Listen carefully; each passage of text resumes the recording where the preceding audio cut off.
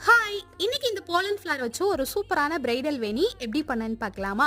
Welcome to bridal Veni episode 1. First இது மாதிரி pollen flower எடுத்துக்கலாம். நெக்ஸ்ட் இது மாதிரி ஸ்ட்ரிங் வந்து நார்மலாக கடையில் கேட்டாலே கிடைக்கும்.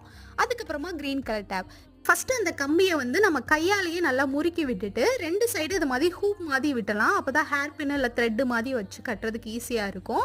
அதுக்கப்புறமா க்ரீன் கலர் டேப் வந்து ஃபுல்லாக சுற்றி எடுத்துட்டு இது மாதிரி போலன் ஃப்ளவரை வந்து சைடில் வச்சு அதில் எக்ஸ்ட்ரா ஸ்டெம் மாதிரி கொடுத்துருப்பாங்களே அதை வந்து அந்த கம்பியில் வந்து நல்லா டைட்டாக சுற்றி விட்டுறணும்.